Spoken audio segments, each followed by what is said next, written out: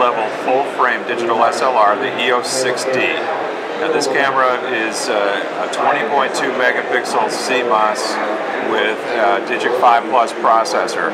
But what I want to talk about at first is the fact that it is the smallest and lightest full-frame digital SLR that we've ever had, about the same size as our EOS 60D digital SLR that we introduced a couple of years ago.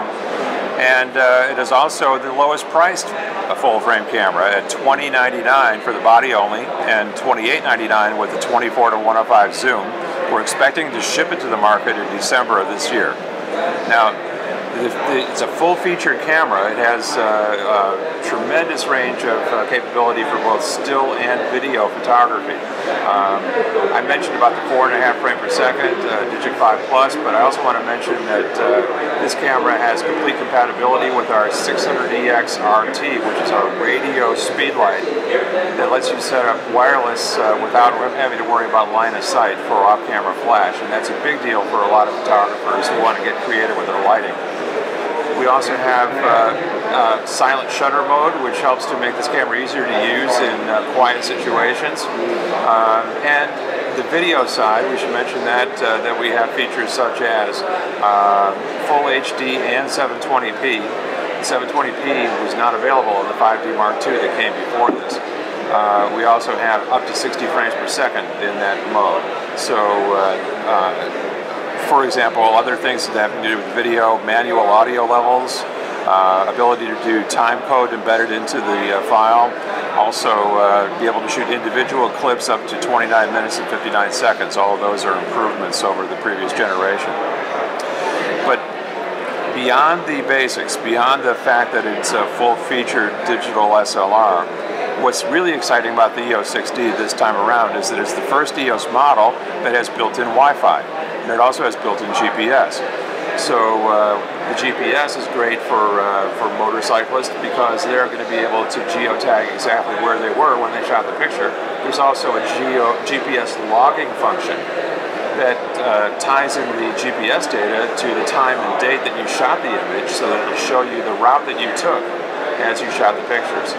And that's something that you can easily do by turning the GPS feature on in the camera, and then we provide the free map software to show you the routing once you actually get the images downloaded to the computer.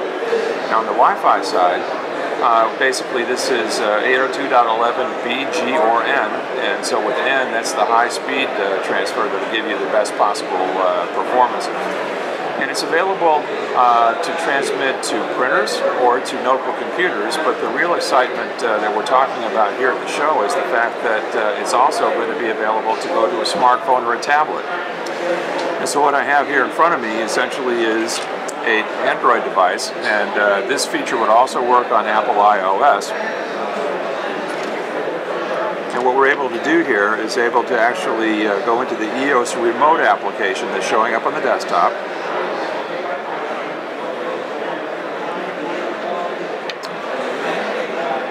And the camera and this phone recognize each other. Now we're connected.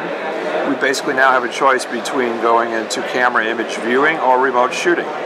So we'll start off with the remote shooting first.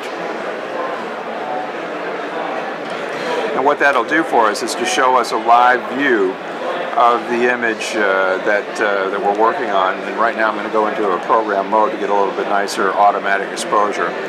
Now, as I look at this image, I can place the focusing point wherever I want. So at the moment, I'm going to place it here on Ken's face. If I want to double tap that, I'll be able to get a tighter view, and I can see that it's not in focus. So I hit the focus button, and it will focus the image automatically. I can then tap back out, and I can fire the camera by pressing the big button there in the middle, and I've got that shot now registered into the camera. Now the other things that I can do is that I can go into the menu here and I can adjust the ISO or the exposure compensation when I'm in an auto mode, or I can adjust my shutter speed and my aperture when I'm in a manual mode. So basically a pretty full feature for shooting photos.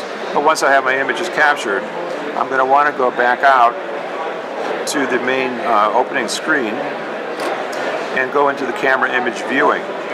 The camera image viewing is now looking at the images that are stored on the memory card in the camera, not necessarily what's in the phone right now. And as I go through that list, I might find some images that I want to take a little bit closer look at. I'm going to go down to, say, for example, this one. And I might want to check that image a little bit more tightly to see if it's sharp. So I just pinch in and zoom in, and I can see that I did get a good, nice, sharp focus there. If I'm happy with that shot, I'll just hit the download button, and I can download the image from the camera to the phone. Now, because it is a smartphone, I don't necessarily want the full resolution. I want to have a smaller image, so it's automatically resized down to 1920 by 1280, which is just about perfect for being able to share the image on a social network. And of course, once it is downloaded into the camera, then the cellular aspect of the phone comes into play so that I can have access to Facebook or Twitter or anything like that from wherever there is cellular service. So that's the basic functionality that we have in the EOS Remote app. We can even go a little bit further if we wanted to show you, for example, data about how the image was shot in terms of your date, time, file name, shutter speed, aperture, ISO, things like that. So people who are interested in checking out the details of an image is right there on the phone in front of you. But you can also adjust the images, how they're displayed in terms of the date or the folder or the time. Also for example, as you see here, the rating. So in other words, if you've gone ahead and taken the effort to rate your images, you can actually get all your top-rated images to display first, if that's what you prefer. So it's a good feature. We think that it's going to be very, very well received by our customers, because now they'll be able to operate at a range of up to 100 feet to operate the camera remotely or transmit their images. You've just made thousands of solo motorcycle travelers really happy.